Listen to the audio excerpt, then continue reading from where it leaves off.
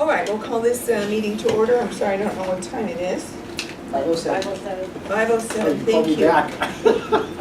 For the benefit of the public, can we do a call of committee members and identify staff in the room, please? Where do you want us to start? I'll start. I'm Darby Marshall. I'm Housing and Economic Development Office staff. Anita Nacho, Senior Secretary to Housing and Economic Development. I keep changing our name. I believe it's newly appointed by Mary Adams. I'm Rosie Gonzalez, I'm District 3, appointed by Chris Lopez. I'm Tyler Williamson, and I'm boldly appointed by Mary Adams. Wes Wyatt, appointed by Luis Alejo. Karen Araujo, representing District 4, serving as Vice Chair.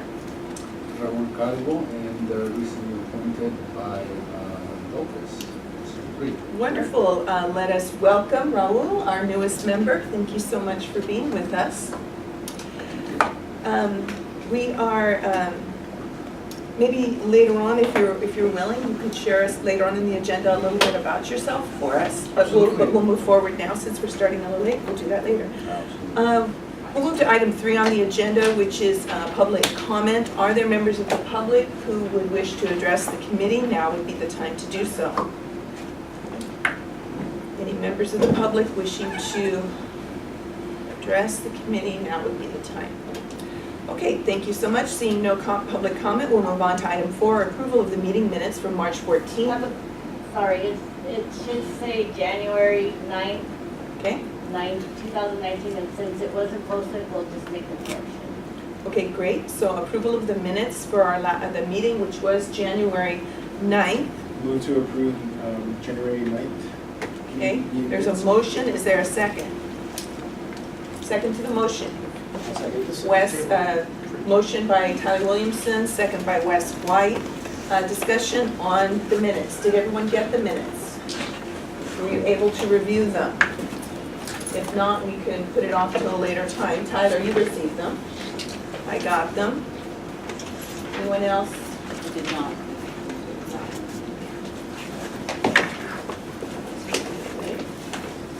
So, we have a quorum, right? Yes. Okay, so seeing no discussion on the motion, all those in favor of approving the minutes from January 9th, say aye. Aye. Those opposed say nay.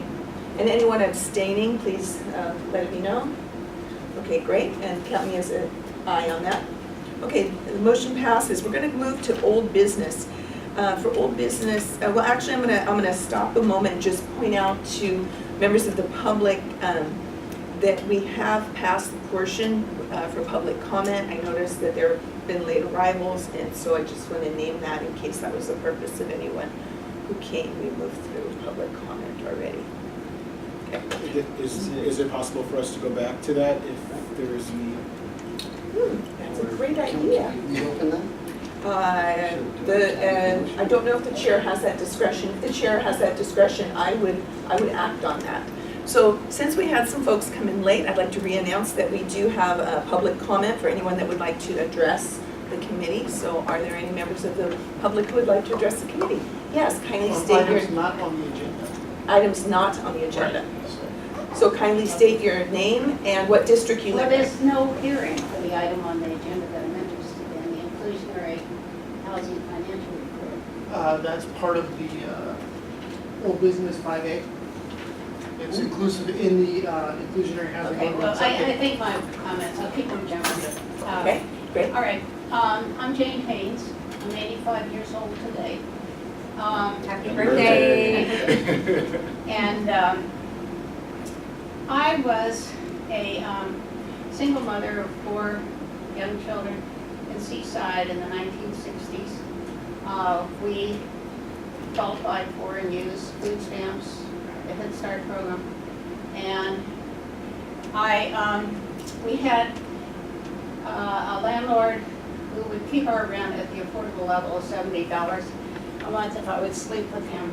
I chose not to. So that has spurred my interest in affordable housing. And that's why I'm here today. And what really, what I want to mention is this pivot study that came out a couple months ago. Almost 1 in 10 Monterey County students is homeless. It's nowhere, it's so much farther ahead than any other county. These are 12 North California counties. Monterey County has 9.9% homeless students. The average is 2.4%. I would like to see Monterey County adopt a goal of getting down to 2.4%. That's the goal I would like to see Monterey County have, to have 2.4% of our kids homeless rather than 9.9. And the report, I'm just going to say that that report didn't discuss what I think is the main thing that needs to be done. This is the census. This is 2017 U.S. Census. The median household income in Monterey County is around $63,000. If you take 30% of that for affordable housing, you get to, it comes to around $1,600 a month that someone can pay.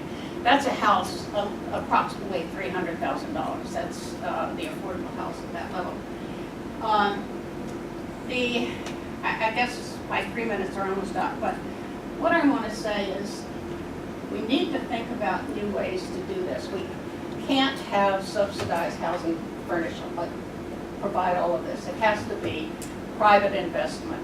And those developers have to make a decent profit or they're not going to do it, which I think is around 20% of their investment.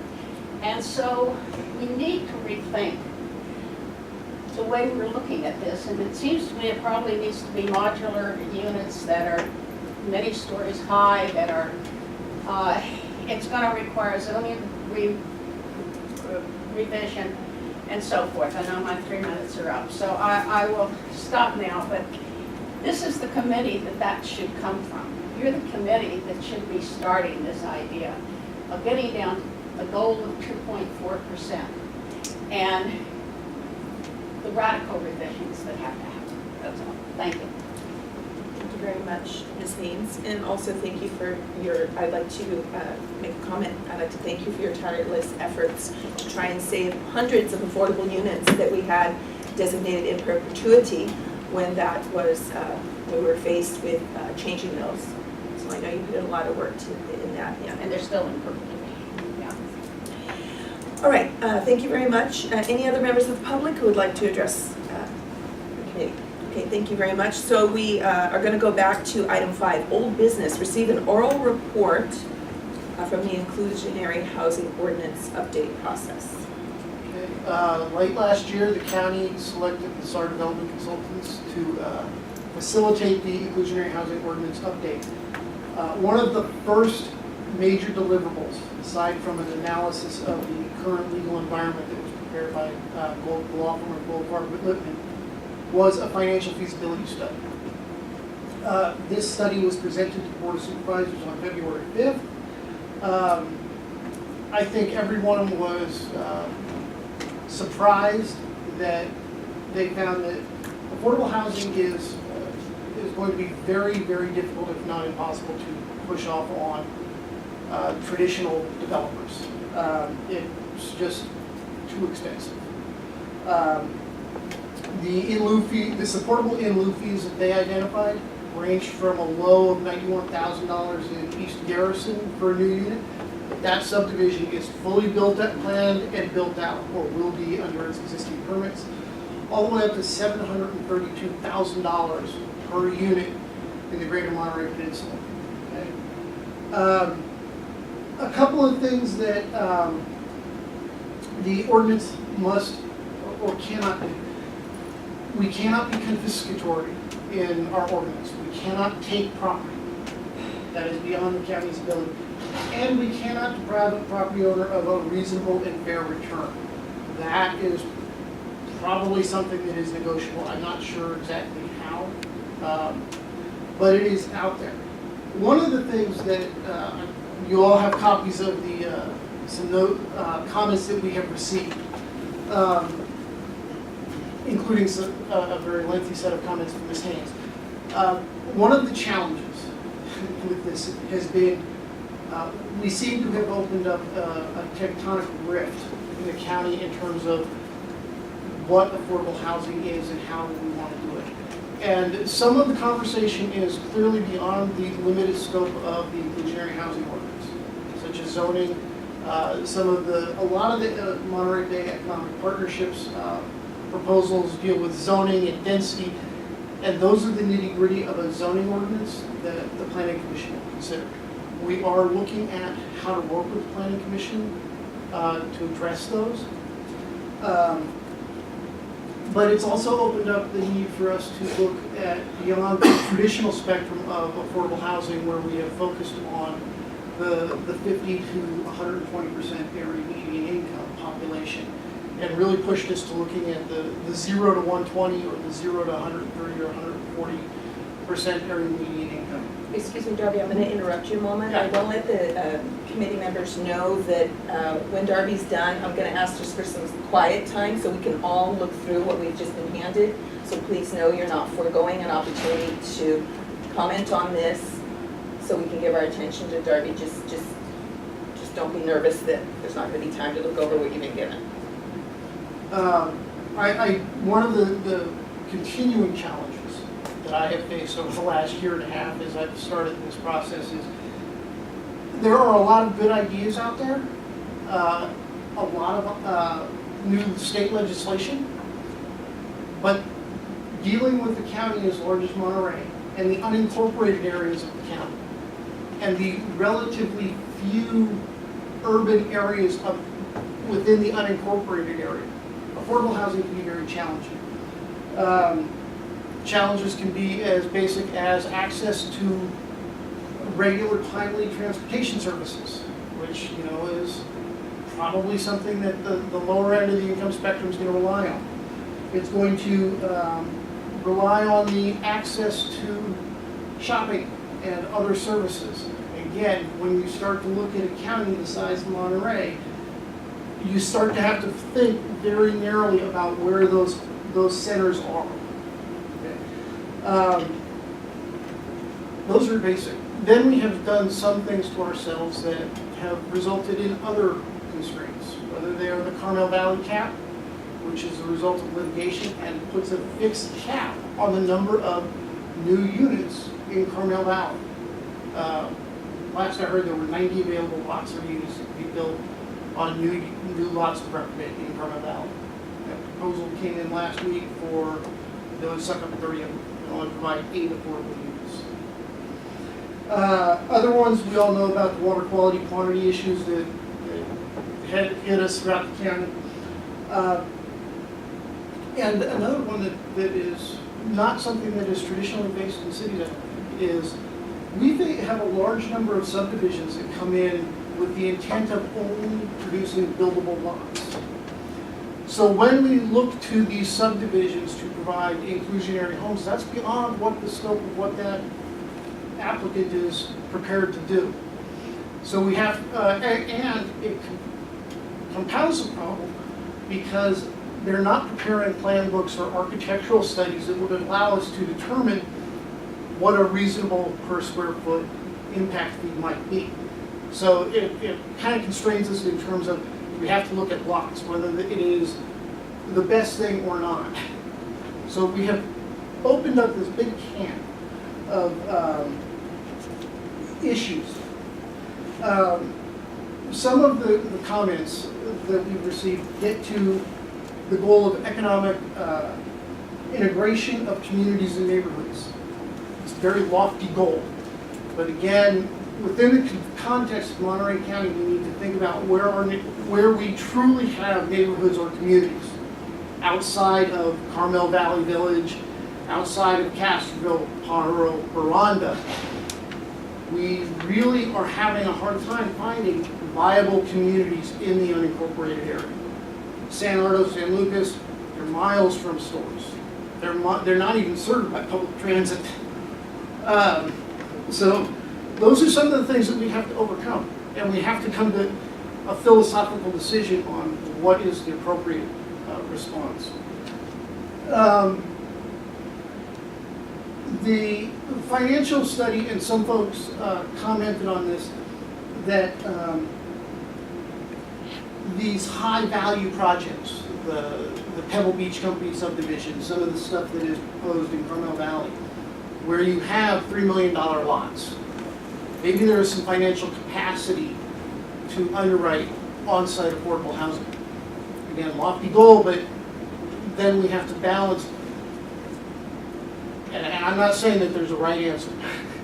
I'm just saying that one of the things I'm going to look to the committee for, and Anastasia is going to look to the committee for, is guidance on, are we looking for an inclusionary ordinance that we want to present to the Board of Supervisors that stresses more units with deeper affordability versus fewer limits that have higher income limits?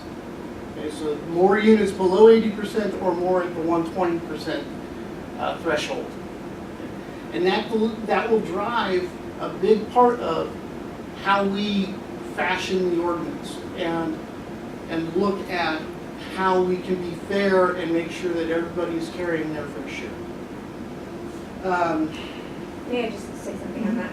So remember too that this is a review of the feasibility study, that we're not going to get into those policy decisions yet.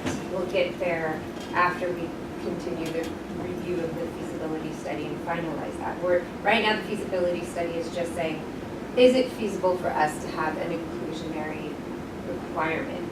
And is there a nexus between the requirement that we can show, yes, we need these units at a certain level. So that's where we're at now. So all these other policy-oriented issues we're really going to get to later. Right now, this is just about the feasibility. Is it feasible for us to have inclusionary requirements on developments in Monterey County? And what Darby was saying here is that we have some very expensive units,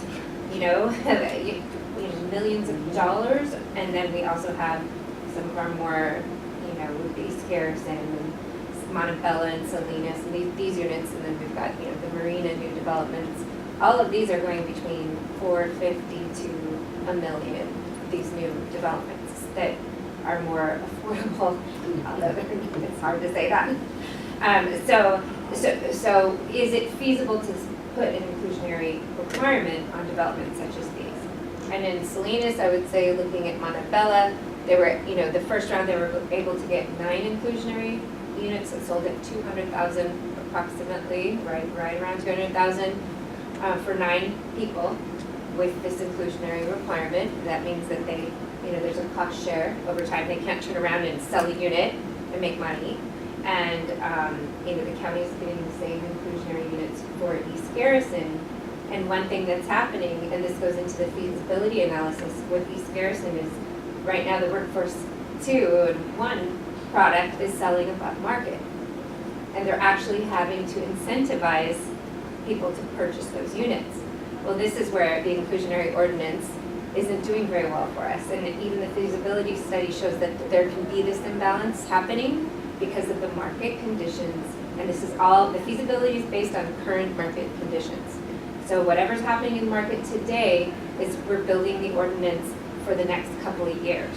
And that's why you update your inclusionary ordinance every few years, so that you say, is it still feasible for us to have an inclusionary requirement? So that's kind of where we're at right now, and that's kind of what we're trying to discuss right now. And when we've been discussing with the consultants, it's looking hard. It's almost looking like, are the developers going to be able to pencil out a development with an inclusionary requirement? And usually developers say, no, we're not going to build anything if you have an inclusionary requirement, because we're basically saying, well, every 30 units, 100 units of housing, we want 20, 25 units from you at a certain lower cost that is affordable at certain affordability levels. So it's cutting into their profit margin, and that's what we're asking them to do in this requirement. And is that a feasible, requirement? So when we're looking at the higher income, like the million-dollar homes, multi-million-dollar homes. To me, it's almost, we have such inequity in this county where we have people who would never even think or dream about that type of, a development. And all of us around the table are saying, well, even 600 and 700 and 900,000 and a million is not affordable. So, bottom line is, the developers aren't creating a product that any of us can afford. I mean, most of us can't afford to begin with. And then we're saying we've got to get some of our residents in there, into these developments, make sure that people from Monterey County have a place to live in. So it's that balance that we're working with in this feasibility study. And when I talked to the consultant just yesterday, and I said, it almost feels like a multi-million-dollar developments, we should have a higher inclusionary requirement for them. We're foregoing how many units for this, $3 to $5 million development, or just unit. So, I mean, it's a really, and she said this was one of the toughest feasibility studies she's ever done because of the inequity in our county. So.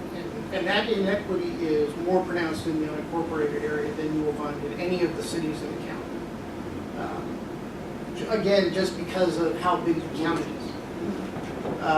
So would it be better if we try to push for the higher percentile with fewer units in order to try to capture?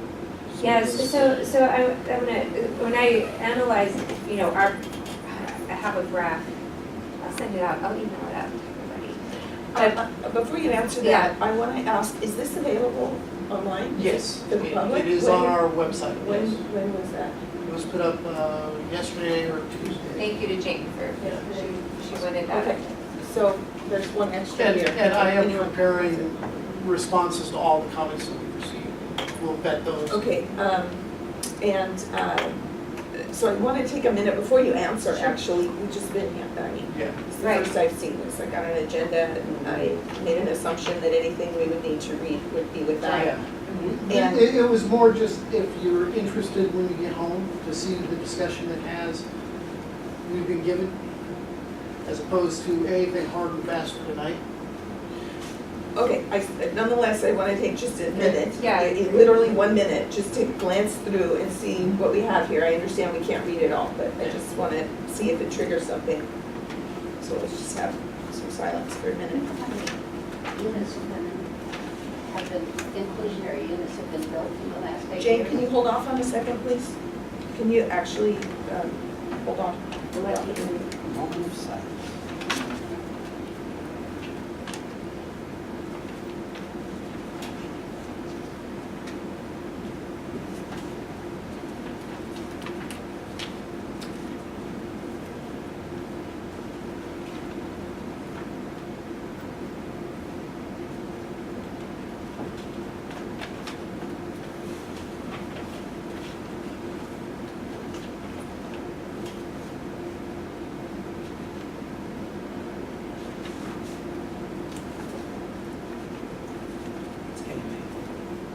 Kaiser Morrison Associates.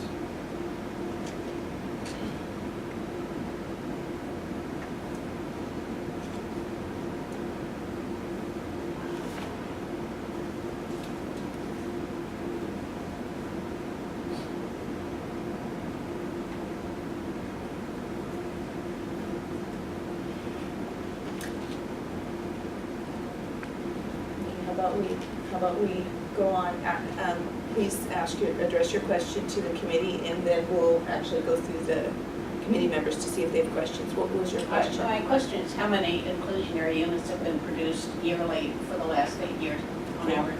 Great, got it. So then, thank you for that.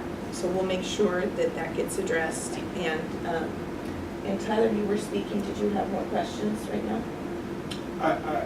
So John was just identifying, do we do more units at the lower percentiles or less units at higher percentiles? So just kind of wondering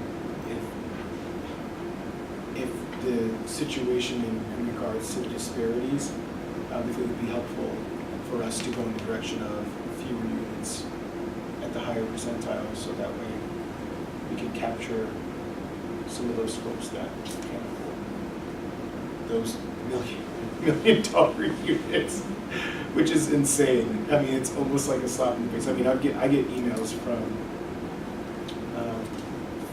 council in regards to people going to the city staff, the housing staff, and asking for options within the city of Monterey. And there was a form that they got, and I think one of them said like $4,000 a month for rent, and that was considered affordable. It's like, why even bother sending it out? That's double what I make. More than double what I make. It's just insane. But anyways, that was my question. I'm thinking that we probably should maybe make a recommendation that we go towards the higher percentile of fewer units. But I wonder what the staff feels is the best one. Did you want me to respond individually, or? Well, why don't we kind of go through, and you can, I don't know how you like to keep track of them, let's just go through and see what everyone's questions are. We have, member of the public, Jane wants to know how many inclusionary units have been yearly constructed over the last 8 years. Lee, do you have any questions about what you've heard so far? I'm still taking Yeah. it in, so. Yeah, that was a lot for an oral report. Yeah. It Rosie? was, and I still. No, I've got a hard I was gonna time. say, it seemed like there was some more there. Wes, do you have a question right now? I've got a couple. Do you have any? Raul? Raul. So my questions are, well, my comment, that was a lot for, thank you for that, and that was a lot for an oral report. But I know more's coming in writing later, right? Looking at this feasibility study, are they looking at our current in lieu of rates and recommending a process for a way to adjust it? Because this hasn't been adjusted since 2010, nor reported on as required annually to the board. So one of the things we had said is we invest the money, we want also recommendation for a way of assessing this on a regular basis and not waiting so long in the future. So that's one question. And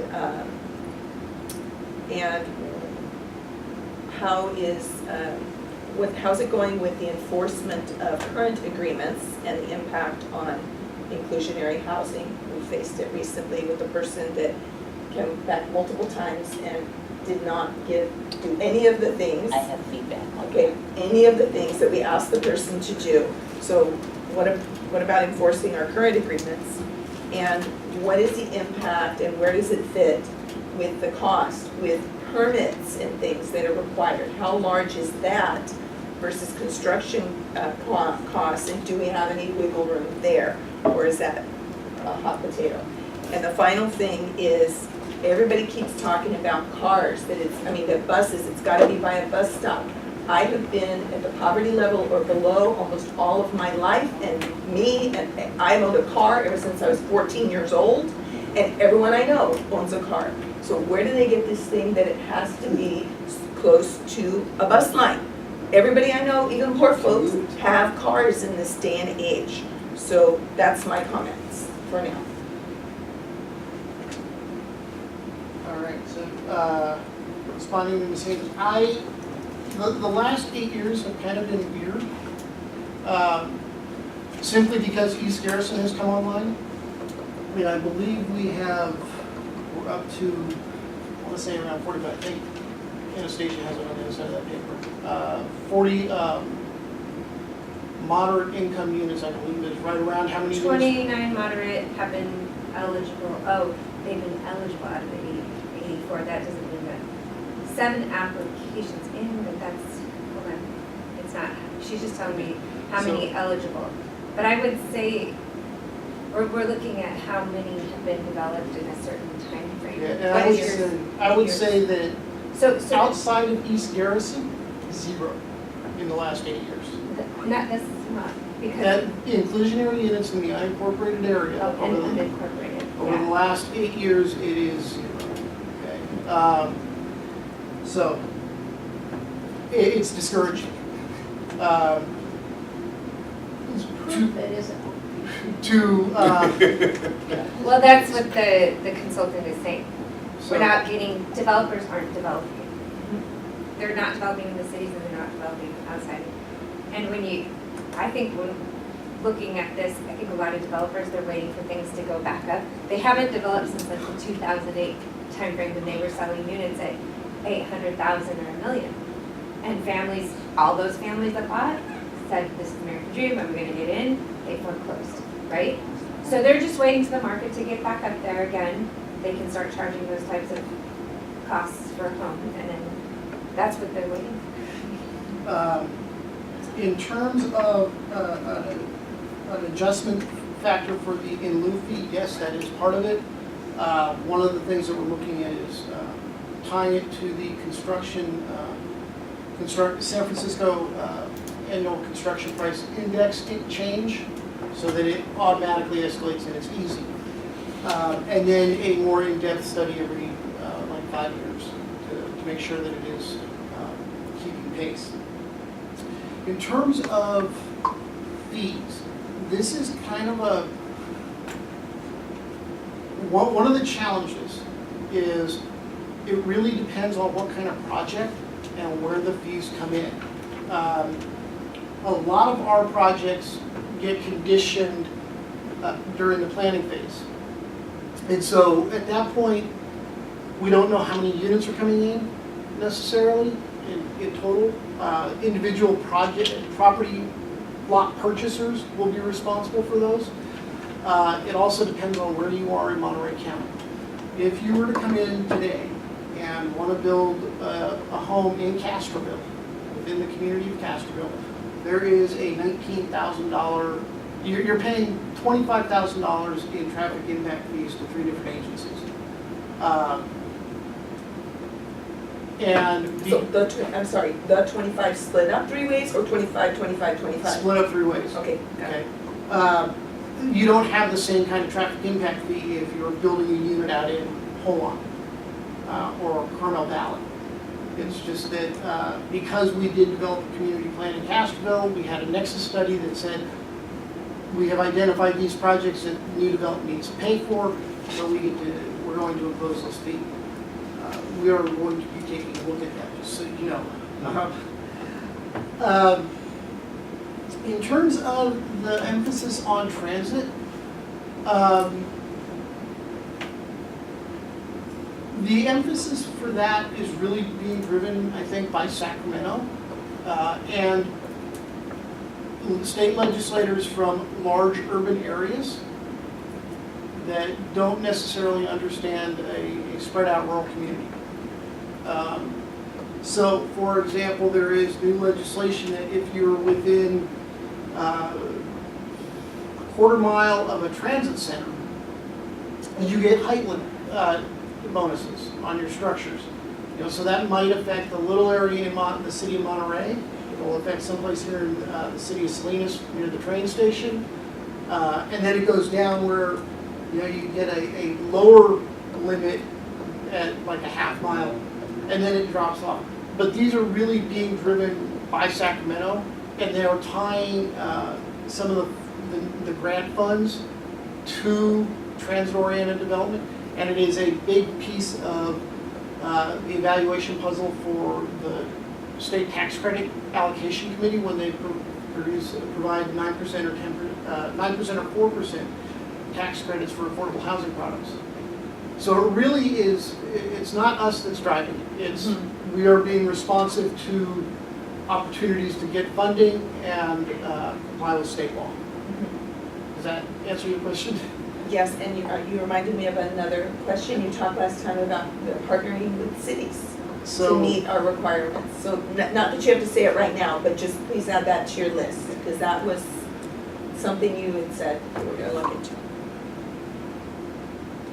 I've looked into that a little bit.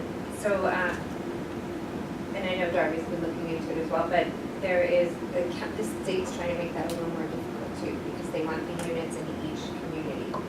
So that may not be as much of an option, because every community needs to take responsibility of their arena numbers and not put them off on another community.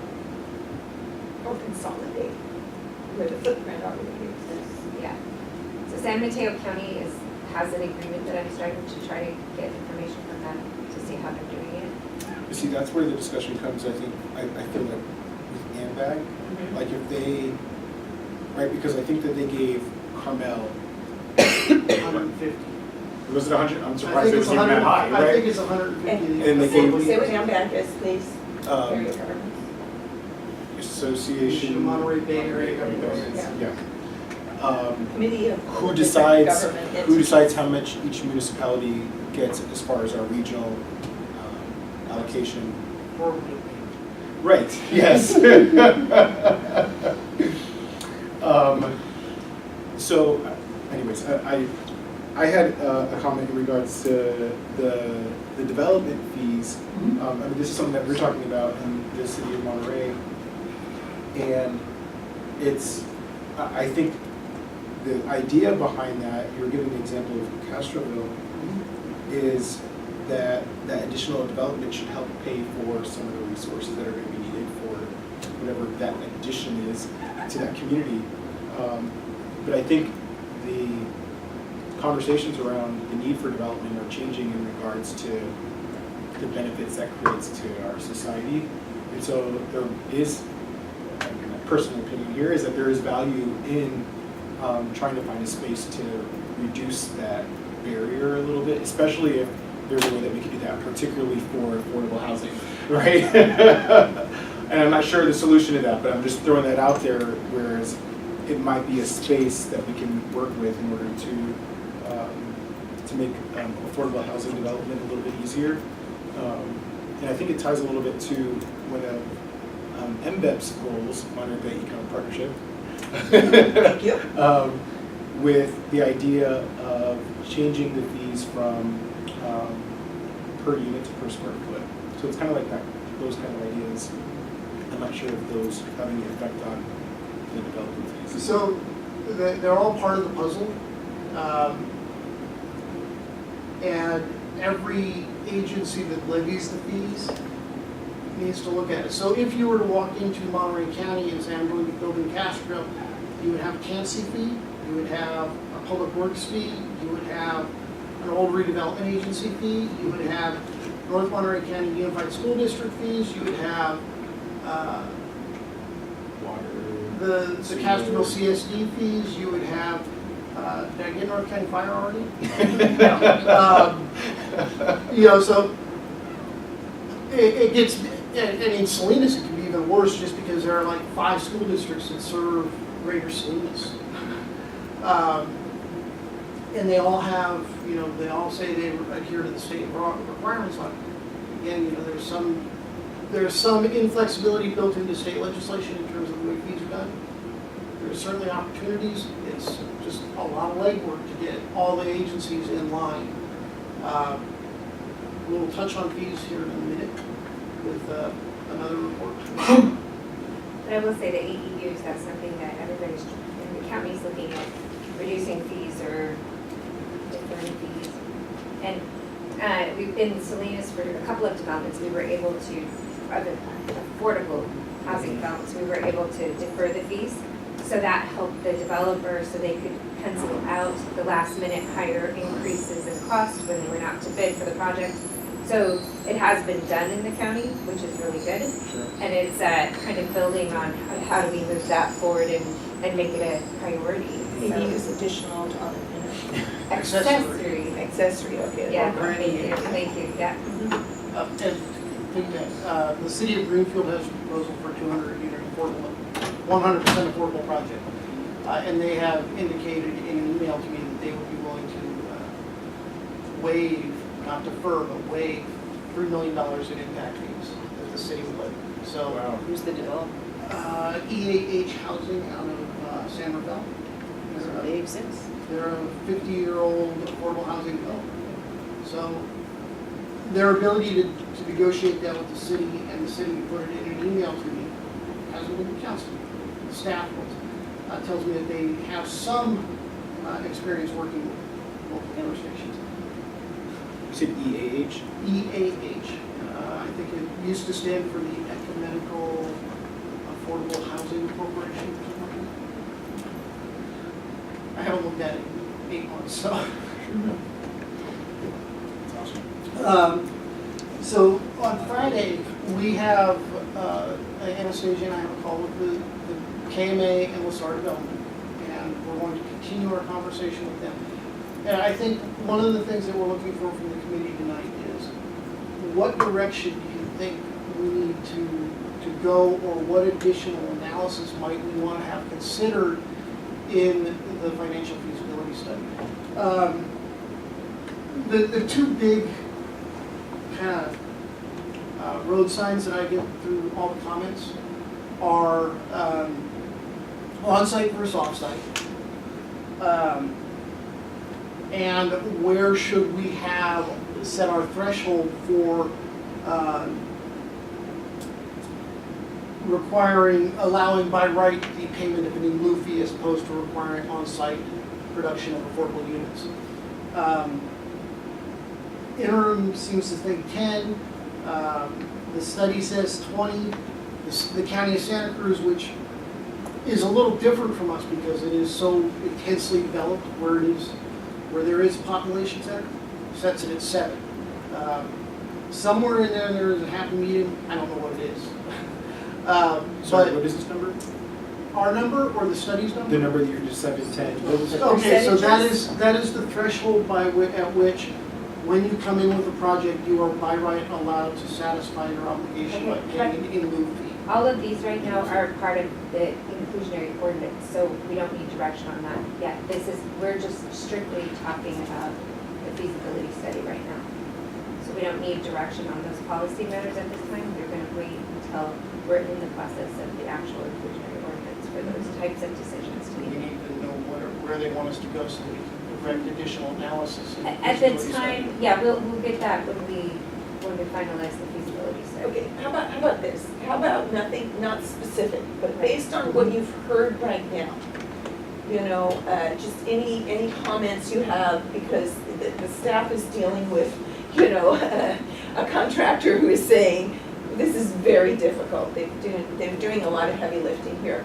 So just some thoughts. Just share your thoughts on what you've heard now, understanding that we're gonna get into the brass tacks later on. But what you've heard now. And do you have something you'd like to share right now? No, I'm just Okay. absorbing information. So I'll say this.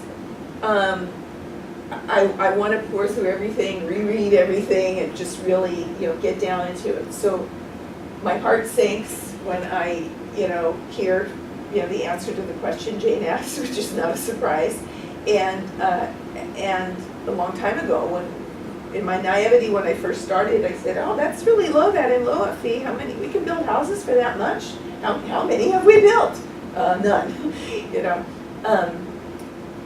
So I have a tendency tonight, my gut reaction is, if the big dollars coming in increase the likelihood that anything is gonna get built, that I would have a tendency to go towards that, which surprised me. I would not have said that when I walked in the room, right? Just to get something built.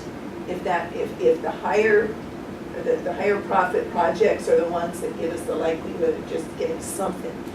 I don't like that as a long-term policy, so I don't know what to do with that gut feeling, but that's the way I feel now. If someone wants to come in and make some big profit and we get some units out of it, great. And on-site, I feel very strongly about, disagree with a lot of people who've been through this in Pebble Beach before. I commuted for 15 years working in the hotel industry. I would have loved to live in Pebble Beach, my grandma and I, a little place with our car to drive to the store if we needed it. So those are my feelings, my thoughts right now.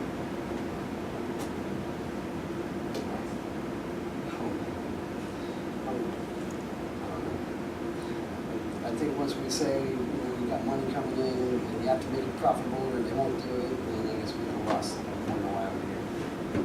So, cool. That's my comment. I wonder if the county has considered, and I'm not sure how far out of scope this goes, but considers doing just public housing. And I know that's something that's not traditionally done by local governments, but it creates a space for us to create more of a focus on the need for housing and having control over the affordability of the units. So I wonder if that's something that we can price out and see if it's. So we have had some comments or conversations. A couple of weeks ago, there was a rumor that the Mission Lehman property just outside PG might come on the market. And Supervisor Adams was interested in purchasing the site. And what we would do is purchase and title and then flip to a developer and say, this is the product that we want. That is certainly something that is doable, but we need an income stream. You know, so Doesn't have to be, I mean, buying houses, people don't want to buy houses these days, they want rentals. we would define the affordability levels and the type of product that we would want, whether there were houses or apartments or condos or, the key is the ability to control the land, and have the water. So it is something that I know that at least Supervisor Adams is interested in pursuing, is how do we generate the ongoing income stream so that we can be in a position to control real estate. We, Mission Linen, must have water credits galore. That's what's gonna make them, They're not interested in selling yeah, it. they're not interested, but that's what would make that property probably prohibitive. So Tyler, price-wise. what do you mean by public housing? Are you talking, because most public housing is put forward by the housing authority and monitored that way. So cities, counties don't typically build public housing, but we would look to the housing authority. Is that what you're meaning when you say public housing? I mean, if it's the housing authority that we use to help with that, Or CHISPA, or any developer who gives us the product that we're after. But typically, Yeah. public housing, you're looking at the housing authority. That's the entity from HUD that HUD designates to building the public housing and be in charge of public housing. And now we're lucky because we have all these nonprofit developers that are interested in building housing, and we can work with those nonprofit developers and leverage funds like home or CDBG with tax credits. So that's where we need like a local pot to be able to, have a fund that we could, help build more housing. so I know that Santa Cruz last election cycle tried to pass the tax. The housing fund. Yeah, and it was unsuccessful. I know that there's been talks about doing something similar in Monterey, so I wasn't sure if there's been, I know we're going a little bit out of the scope here of what the conversation was, but that would provide So, a source. I've been involved in those talks through the Housing Pipeline Committee, and so that we have had a consultant that's looked at this in Monterey County, and we were kind of watching Santa Cruz to see Yeah. what would happen. I don't want to get too off topic though, but we said, let's wait till 2020, and then, because that's when we'll be more ready to kind of see how stuff happened in the Bay Area, because there were several housing bonds in the Bay Area, some that were successful. Santa Cruz County was not successful. And now there is legislation to lower the two-thirds requirement Right. was the threshold, two-thirds vote. And now they're trying to lower it to 55%. So that is good we waited, because they weren't quite sure, and now that it did, Santa Cruz probably had a better chance than we did. For sure. So those talks are going on, and there is a nonprofit that's been helping us with that, and that's going through the Housing Pipeline Committee. Okay, and that will be revisited now that, and probably especially once we see how the legislation goes, if we can get it dropped to 55%. For So sure. look at that, and Well, and I think it's totally relevant, right? Because Right. if the idea here is to find the additional revenue streams, Right. then I think that would probably be one of the biggest ways to Right. do that. definitely, yeah. I was at a meeting last week and it wasn't a housing meeting, it was a bunch of us that used to be on Soledad Local Development and everybody and their brother that happened to be at the coffee shop that day kind of thing. The question was brought up, if we're doing unincorporated, how come we haven't looked at the Mission District in Soledad?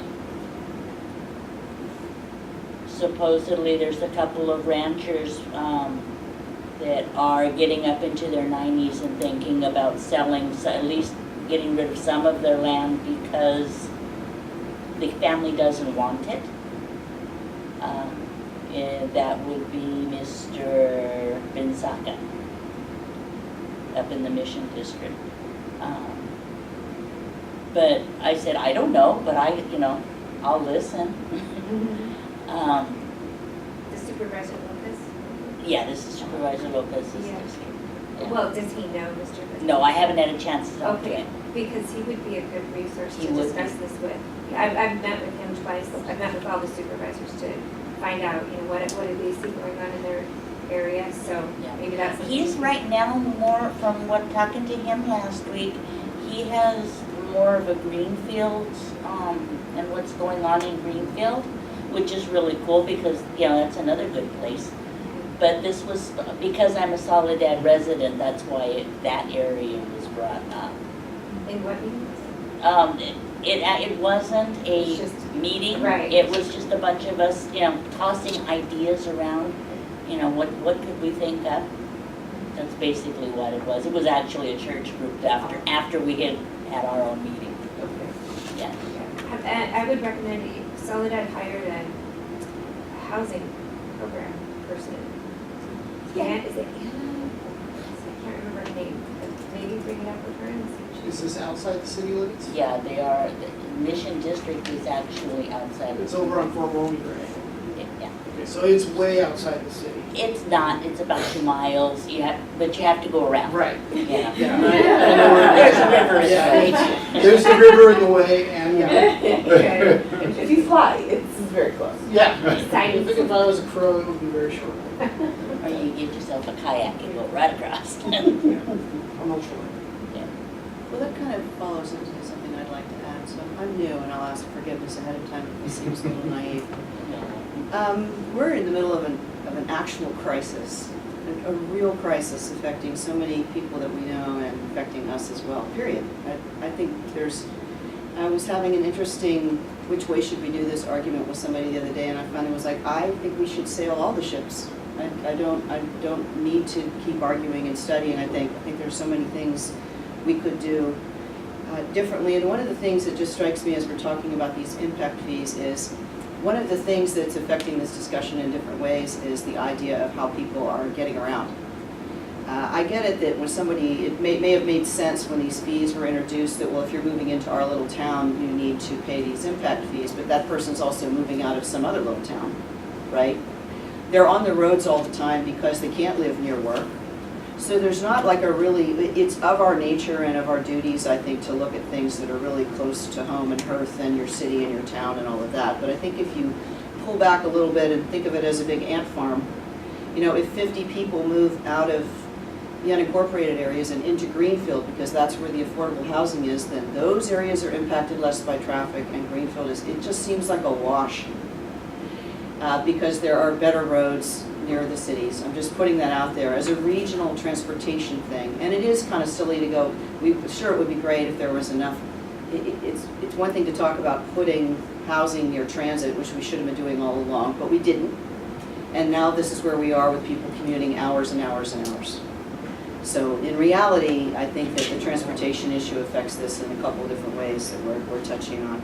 Also, I think that there's something else that happens. Let's say my unicorns exist and we get nonprofit or different developers, which is happening in other places, by the way. There are other areas of the country where these high-end developers they're unable to build what they wish to build. Oh well, then somebody else will come along and build what's needed. I truly believe that's the way it has to go at some point.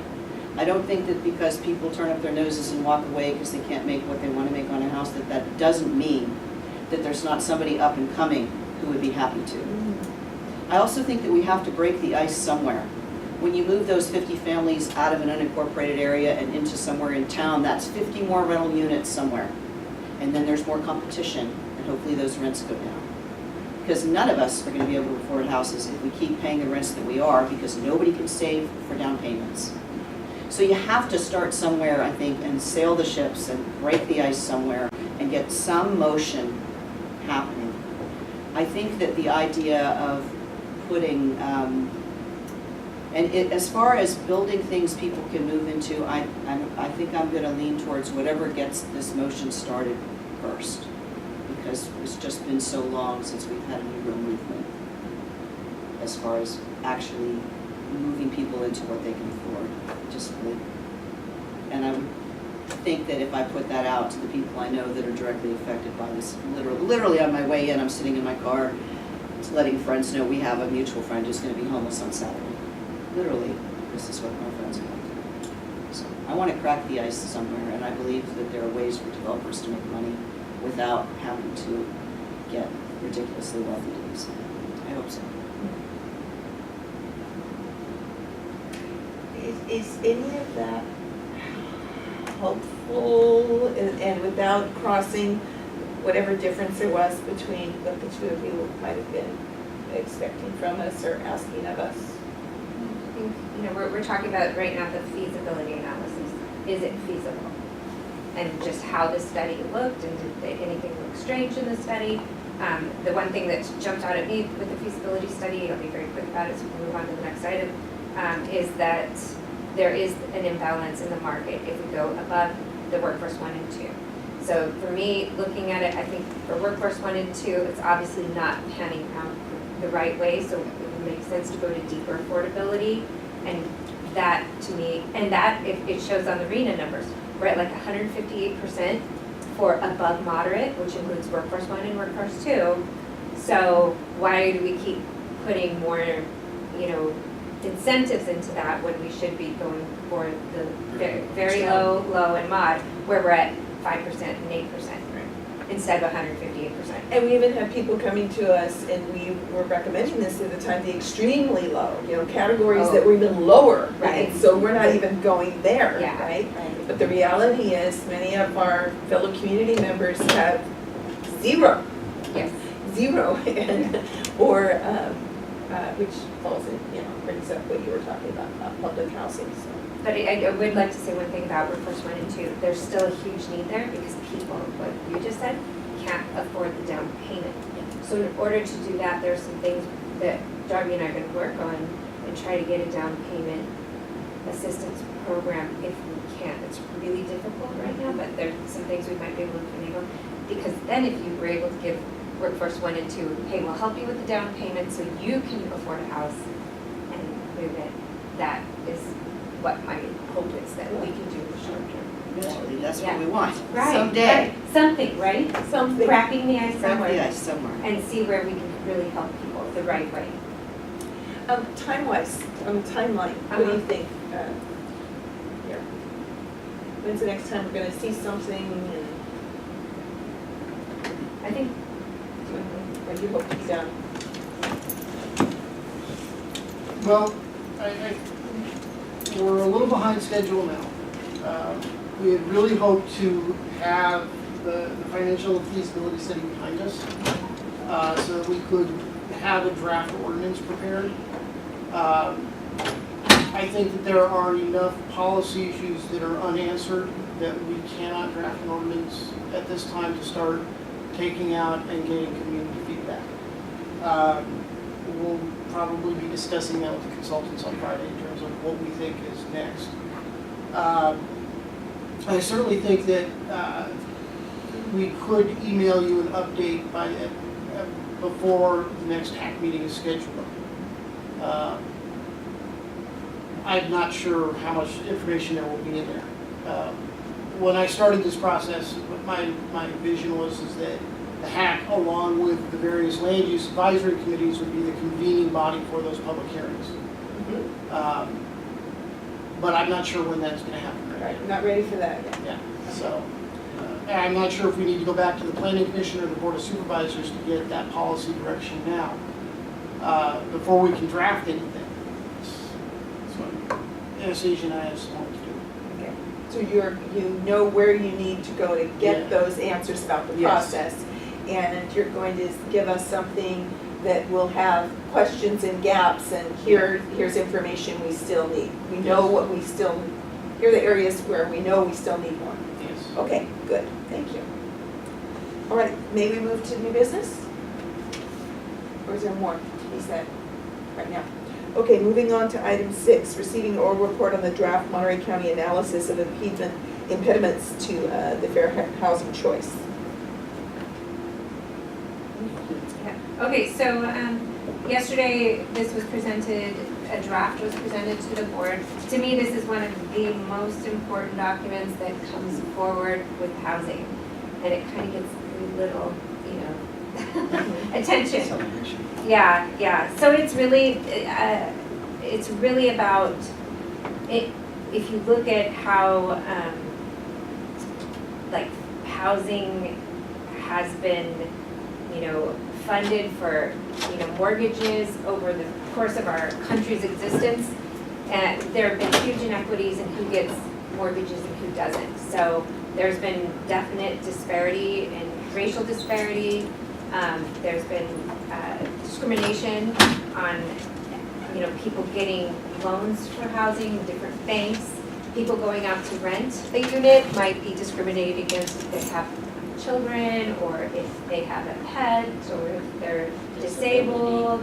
So all these things is really what's wrapped up in this analysis of impediments. And this was this was the first time as a county that the federal government said, you're going to do this regionally.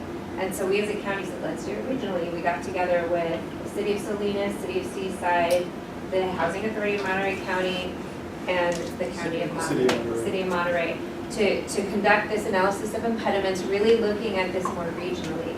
And we can see, a lot of the concentration of low-income people actually is happening where there's racial disparity, where there are high concentrations of Hispanic people. So we have a very serious racial disparity issue going on in our county.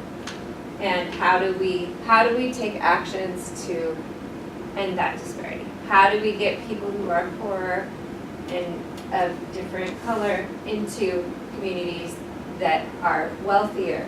We need to start, and this is where we say, go back to the inclusionary. Why aren't we doing this? Why aren't we integrating our communities? Because we want integration of all people, of all, whatever disabilities they might have, whatever they look like, whatever they make. We should all be more integrated as a society. So it's how do we, this historic and horrible, thing that's happened in our country, how do we change that? So, and in our county. So that's basically what the analysis was done, and it did show these, some of these issues that I'm bringing up to you. And I thought it was a very good study. We had an excellent consultant working on it, Veronica Tam, who knows our county very well. So that was, we have a 30-minute or 30-day, 45-day really, review period for the document, so it is online, and if you do want to take a good look at it, it's my favorite document. Yes. And that is on the Board of Supervisors agenda packet materials for yesterday, or Yes. on your Website. It's on both. Yeah. So please take a look at it and let me know if you have any questions or comments. And the consultant, we went out to do 4 different workshops throughout the county. There was one, I think, in Castroville, one in Seaside that I attended, one in Salinas I attended, and I believe there was also one in South County. So everybody was able to come in and discuss. We had a little workshop in group about, okay, how have you experienced, has anyone in here experienced any, discrimination when you've gone forward? We had kids in one workshop, which was awesome, and they're like, and the kids were so funny. I'm like, do they really understand what's going on? And at one point, one of the girls goes, well, I'm going to get retaliated against. And this is like a 8-year-old. Wow. Like, she knows the word and knows what it means, but they didn't know like what some other thing that I would have thought they knew meant. So it was really fun to hear, the kids' perspective. And I said, are you ever discriminated against? And they were like, no. And this was at the Housing Authority on Rossi. We had it at their community center. So it was the kids from the neighborhood coming to the workshop just because we had a lot of treats and trying to get their parents in, and a few parents showed up. So, but the kids were really involved, and and in Seaside I went to that workshop as well, and it was really good. There were all adults there, and they were still really interesting. We were all having a good discussion about, people have felt this discrimination and disparity in our county, so. Well, and I would say one of the other benefits of that report is it's required in order for those municipalities to receive CDBG funding from the federal government, which is, I mean, the city of Monterey gets, Community block it's like $1 grant. million or something. No, you get about 300,000 in your annual allocation, and then you have a lot of program income from prior projects. Right, So your program income is about $1 million, and then you get the additional. the 300,000 allocation. And anyway, we'll talk about that some other time. Okay. But yeah, but it is not just CDBG, it's any federal funding. So that's why the Housing Authority has federal funding in their Section 8 programs, and their housing choice vouchers, their homeless assistance programs. And so do all the other communities receiving federal funding for housing through HUD. They have to go through this analysis. Community block grants. Or Community development block grant. Right, community development block grants. But it's a great Great, document. thank you. Yeah, And this is a public comment period, Yes. 30 days, online right 45. now. 45, got it. 45 on that. Wonderful, thank you for doing that important work with such vim and vigor. I love it. Item B, receive an oral report on the county's homeless housing strategy. Okay, Homeless housing strategy. you gotta house everybody. Sheltering Shelter people who are houses, homeless, is that what Right, that means? right, that's what we should be doing. So, right now, I mean, I'll kind of just say we're working, we provided a grant application under the housing, I don't know what does HEAP stand for?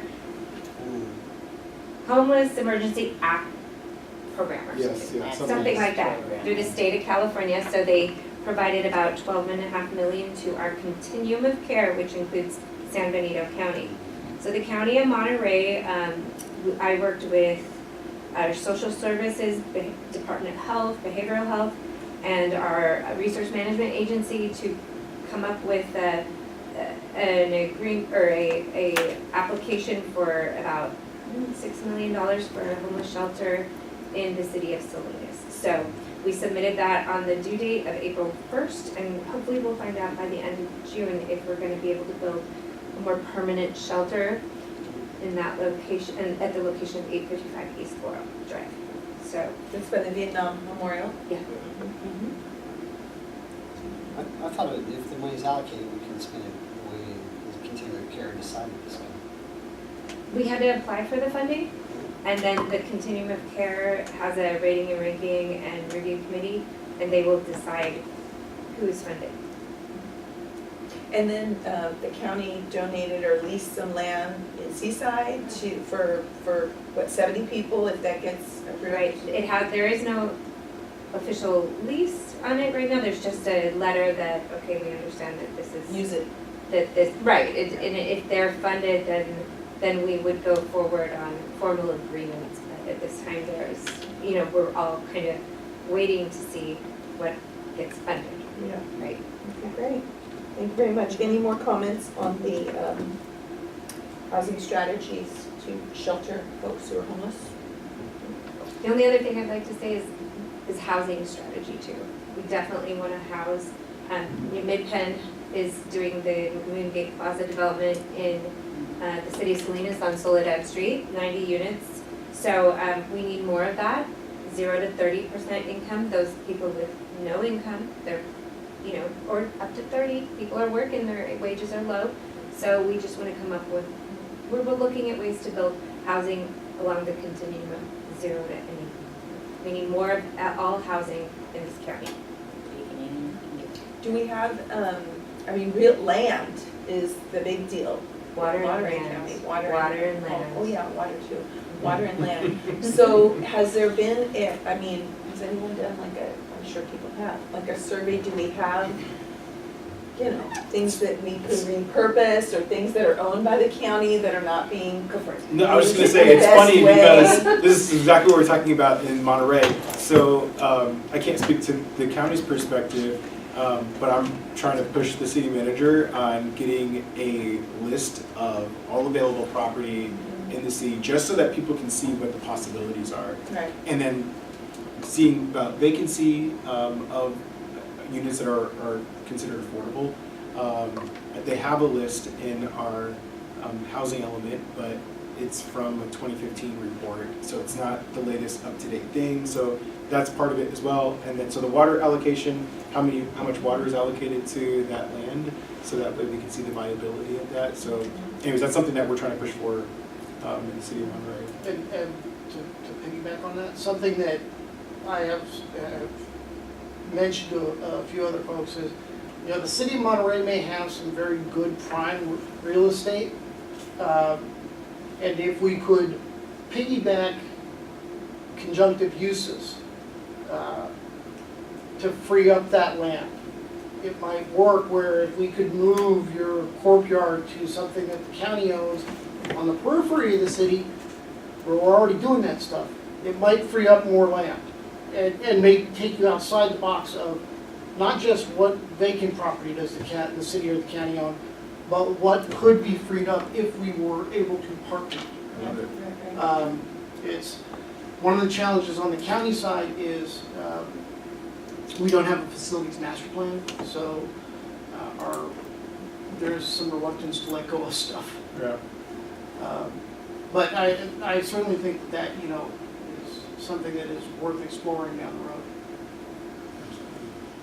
Okay, good.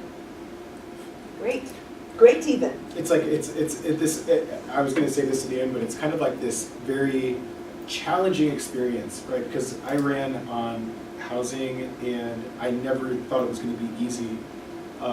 It just needs more attention and focus, right? But on the one side, it's like, how can we be creative and just make it happen and stop doing all these freaking reports? Because we know what the reports are going to say, right? We know that what the challenge is. So let's stop investing money in this stuff and let's just do it, right? And so it's like trying to find that balance between the two, because the reports are helpful in order to show, like, look, we have facts, we have data to show. It's not just my feelings and what I'm seeing on the street. This is real stuff, but. This is a very challenging topic. And some of the funding requires that we have those reports, that we have to invest Totally. in those. So, yeah, I see what you're saying, the balance, what you're saying. Well, thank you very much. If I see no other hands on item 6B, we'll move to 6C, receive a report on new state funding for planning that supports housing development and construction of new affordable housing. So part of the 2017 legislative package included what was called SB2, which is a $75 per document recording fee on most real estate transactions at the county clerk reporter. The first year's funding was split 50-50 between planning grants and homeless service activities. The county unincorporated area is eligible to apply for $360,000. We have talked to the Resource Management Agency about how we might use that to address some of the state's priority areas. Among those would be, you know, look at zoning and density, fee reduction, things of that nature. The first thing that came to mind was the Castro Community Plan, where we have some challenges, as I mentioned, with the traffic impact fee and projects that are either now funded from different sources like Measure X, or the Coastal Commission has said, no, you will not build that. So we can go in and reduce the fee, but you have to go through the legal process of the nexus study that justifies the reduced fee. It would also allow us to possibly do some cleanup in Castroville of the community plan, increase some of the densities, increase some of the heights that are allowed along Merritt Street primarily. Right now, the last community plan that the county did from scratch was Moss Landing, and it was about $350,000. Depending on how far we go with Castroville, we may not need a complete community plan, so there may be funding that's left over that the Resource Management Agency has talked about possibly tapping to prepare ADU architectural designs so that you can come in, say, I'm doing option A, and the plans are already approved. And all you have to do is give them your site plan. Fast track. And then those are the big ones right now.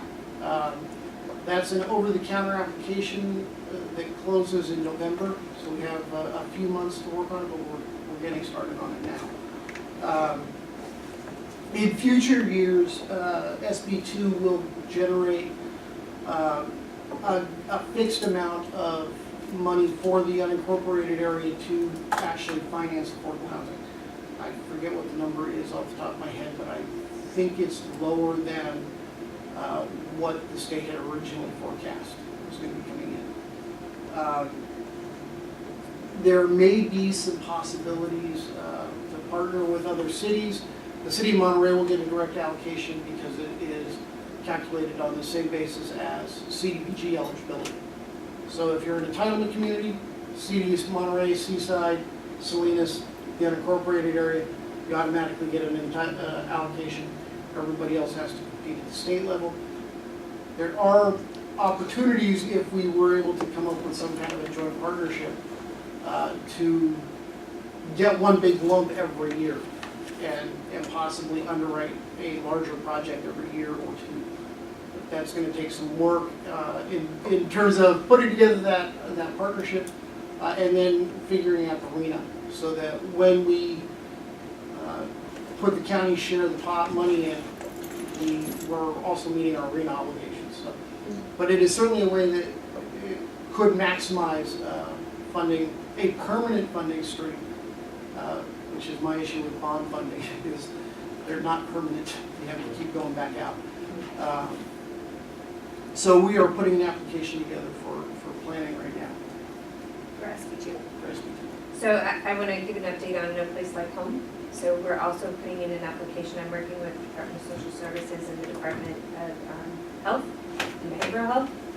That is $3.7 million that we just applied for and we will get. So we're working on that. There'll be a NOFA coming out, and it will be for people with mental illness.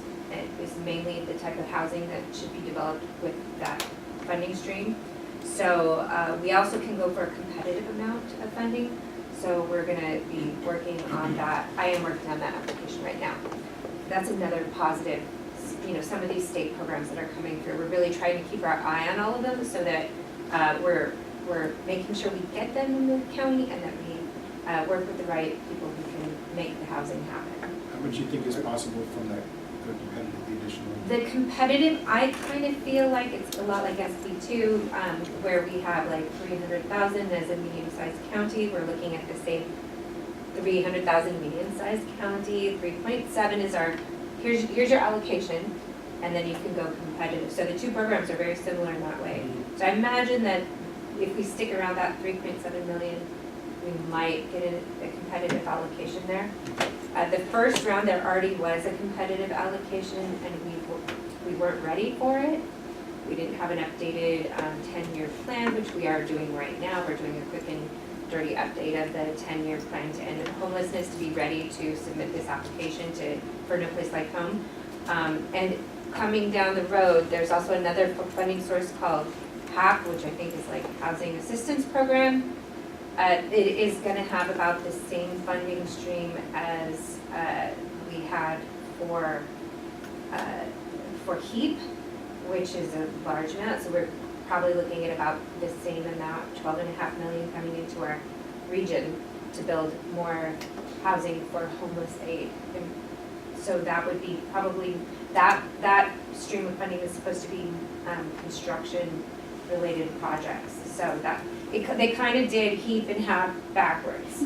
It would have been great to have the you know, right, the funding to build and then the funding to program later. Oh well. We're going with it. Here we are. Yeah, here we are. So, but the 10-year plan update is also going to help us apply for the HAP money. So those are two other state programs. So we're really keeping our eye out the state right now and really looking at how much do we need to apply for, or what can we apply for, and working with the right housing developers. I'm just gonna. Were you trying to get in there, Wes? I was just curious, with the VTC, I know they're branching out and not Right. just doing Veterans Transition Center. So, yeah, exactly, sorry about that. So they've got more blocks of street behind them that are already buildings, is rehabbing buildings also available in that, or does it have to be new construction? How are we working? So the first part of it is, VTC contacted us back in about December.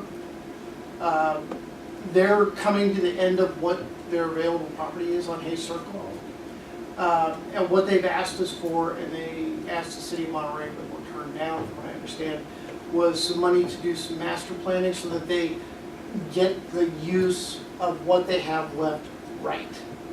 And then we will work on how do we fund whatever rehab needs to be done or construction needs to be done. But the first step is for them to figure out where they think their service gaps are and how they might be able to meet them with their existing very valuable real estate. So they're thinking about it, and we're moving in, I think, the right direction for them. I think that was because, I can't remember exactly what it was, but I think they went outside the parameters or something. I don't know the whole thing, but I was willing to give up some of, and Anastasia was willing to give up some of the county's limited CDBG admin dollars to finance the effort.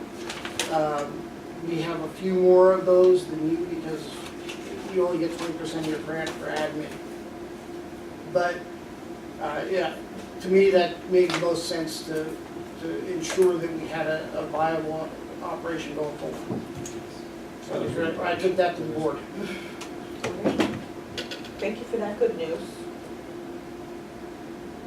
Even more on Sorry, that? Yeah. and just for my last quickly That's okay, you piece don't have to here be quick. is that when this comes back around, if you guys could just keep me posted in regards to services or development for the homeless community in Monterey.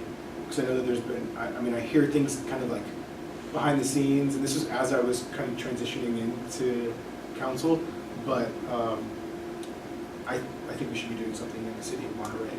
There's a huge homelessness population there, and not trying to push it on to the other coastal cities. So anyways, just if we could stay in dialogue around that, I'd love to help kind of push that effort.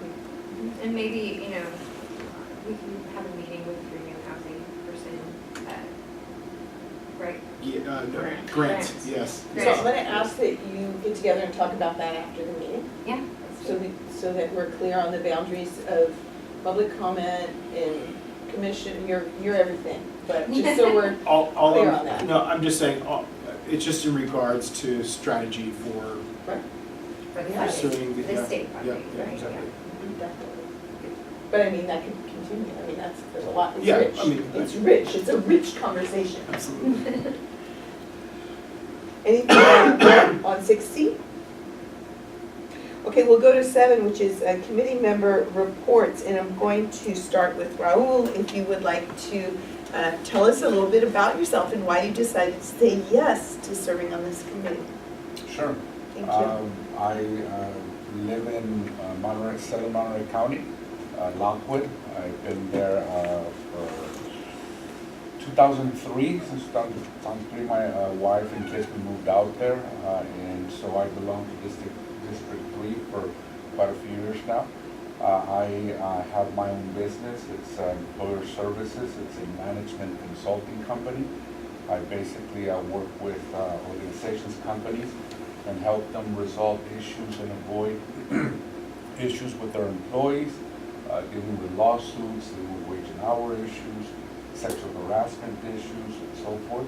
So I've had the opportunity to meet literally thousands of individuals throughout this county, throughout the state, employees that live and work getting minimum wage, all the way up to employees who make much more than that. So speaking with Chris Lopez, just talked about how I might be able to serve the community a little bit more versus than just through my business. So he suggested a few things, and I saw this opportunity, and I thought this would be a way for me to get more involved with the community and get to know the people who actually run the county of Monterey. So that's the reason why I said yes, and also because I'm naive and not very informed with everything that happens yet. But that's part of the reason why I said yes. Thank you. Well, we all Absolutely. learn. Thank you so much. And the most important thing, I love to point out when people volunteer their time and commute so very long to participate in public, in this role, it is that we are, we're asking those questions. We don't have to be experts on what we're doing. We'll all learn. And we welcome everybody because you'll ask questions someone else is not thinking of. You'll be that voice. So thank you for making time to volunteer on this Absolutely. committee that makes recommendations, has some authority and makes recommendations to the Planning Commission and then on to the Board of Supervisors from there. Lee, you told us a bit about yourself last time, didn't I you? said last time. So now you're It's all official. still true. Do you have I'm sure. anything you need to say or do you figure that's covered? Just for anybody that wasn't here, so I lived here when I was a kid and moved away and came back. And I've been now been back for 12 years. And my daughter went to high school here and college here. Now she lives in San Francisco. So from 1990 to 9/11, I worked in real estate in Pennsylvania, so different state. And then at the end of that, I started getting more involved I worked for our county's Economic Development Corporation.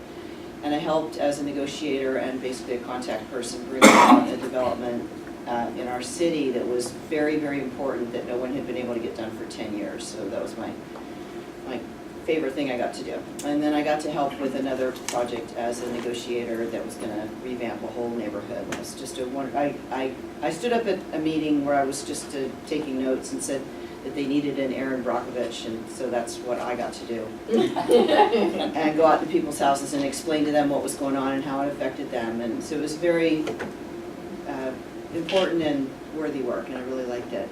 But then I moved out here, and I actually met people in Seaside and Monterey who were very excited to have me either in their planning divisions or they're working on projects, and they needed the skills I was bringing. And then I got here in 2008, and everything just went poof. So those jobs, they never hired anyone for those jobs, and it just all kind of went into and the redevelopment authorities went away. I don't know much about how and why that happened truly. I'm still a little baffled by that. So I've been both in Pennsylvania, and when I decided to move to California with my daughter, I basically looked, because I did some economic data analysis myself, and just decided that I was never going to own a home again if I did it.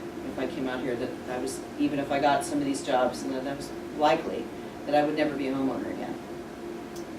That's a lot. I'm choking a little to say that, because even as a single mom in Pennsylvania, I was able to get a job and afford a home in my community with good schools and good transportation and all of those things. It was still possible.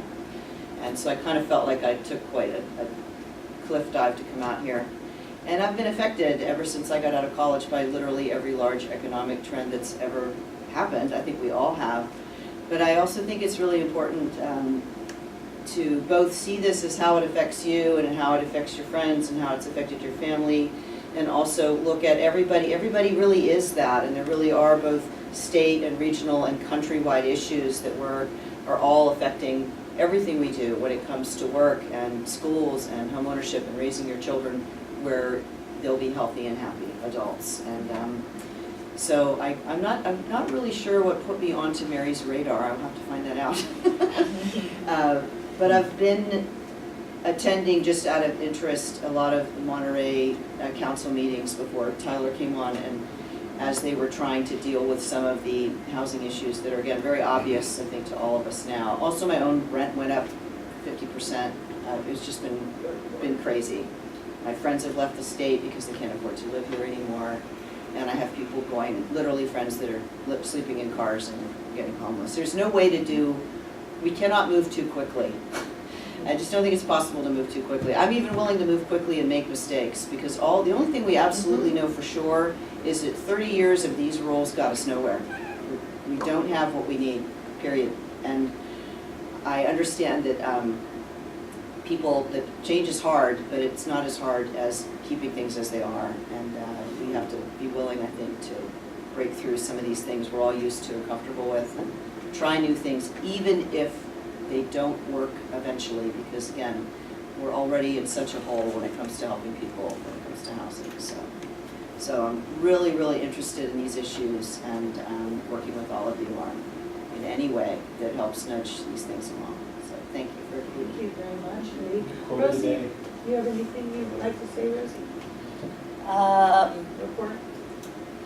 Not really. I mean, I'm a South County resident, was assigned here by my boss, took it because I liked it. There you And go. I still don't know what I'm doing. There you That's go. about it. Thank you. Anything you want to report on, Tyler?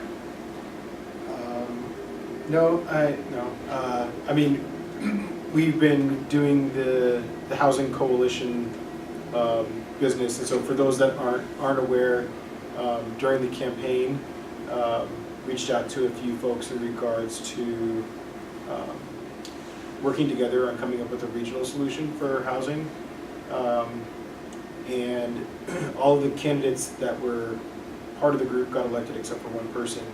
And we've since expanded the amount of folks that are representatives in that group. And so we met last month in order to come up with kind of like a strategy about how we wanted to approach a regional body kind of working together on coming up with something.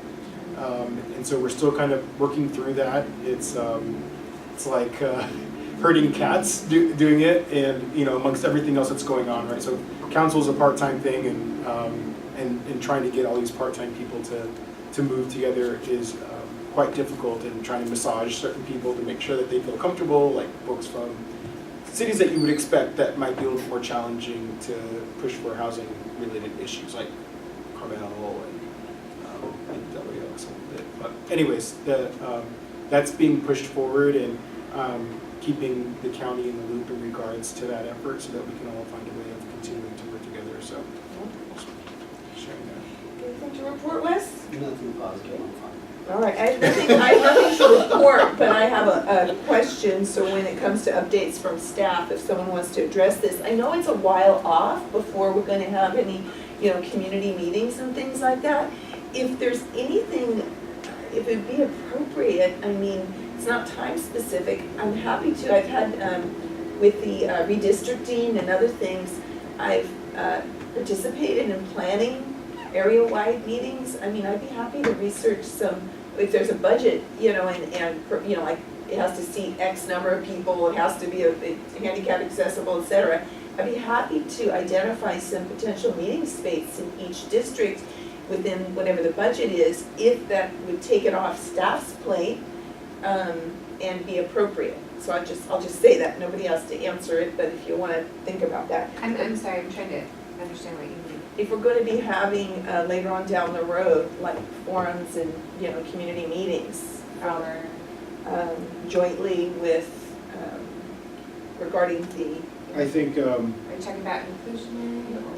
Yeah. Okay. but jointly with another agency, I can't remember, I didn't write it I down. think it was like committees. I wasn't sure if it was a joint thing or if it was just using all those different bodies to It have would that be space. both of you, it would be Yeah. convened by both of you. At the same So time. Right, right, so that's why I wanted to say, I mean, that's something that, putting together a grid of potential meeting sites that meet whatever the criteria is, I can do that. Unless I don't want to take away work from people who want that work, bargaining unit work, union members work.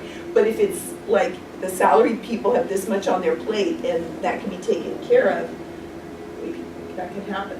Okay, that's all. Staff reports? Number 8, updates from staff. Yeah, this is just, it's not anything really to update. Okay. We're still flipping units of East Garrison, qualifying households for it. Still far more demand than we have available units for out there. What happened with Pasadena that refused to do anything we asked? So did you? I have a report on that real quick. I work with people who are either Section 8 homeless, whatever, the lower income. So I had a couple of ladies approach me that they needed, for safety, they wanted XYZ type of housing, and I said, go down here and, I don't know who they spoke to in your office, ask them if Pasadena, there was 2 houses that were still not decided on. I said, ask them if they're available to rent. All you can do is, get a no answer. Okay. My two ladies came down, spoke to whoever presented their paperwork, Section 8. They were hooked up with the property manager apparently, and they were both housed. So we now have two very nice families who are housed in that place. In terms of the rest of your question, they decided to bypass us and go directly to the planning commission. That keeps getting postponed. I have not heard anything from the planner. But if they're filled now, what is the excuse that they couldn't rent them and their only option was to go this other route because it was totally impossible to find a renter to go in there? That may be why they haven't proceeded, but the issue was twofold. One, they couldn't maintain the property on the allowable rents, and two, they were having trouble finding tenants. So I need to follow up with the planner, but it's supposed to be going to the planning commission. I just don't remember. I'm interested in knowing I will when let that's you know on the when agenda. Pass the Aragos to the planning commission. Anything else? Updates from staff? Okay, schedule of update, the minutes should show our meetings that have been scheduled for the year, so I think July 10th is our next one. Yeah? And can I see a show of hands, people who know that they're, at this time, they're not traveling or anything major at that time, July 10th? So who will be here? July 10th. Well, I'm not going to push you that hard, but you know you're not going to be traveling or out of the area. Likely you'll be here. Yeah. Okay, good. So we do want to have forms for these meetings, and thank you so much, Anita, for all you do in reminding us and getting us to RSVP. Thank you. We are going to thank our staff, Anastasia, Darby, and Anita, for all the great work you do.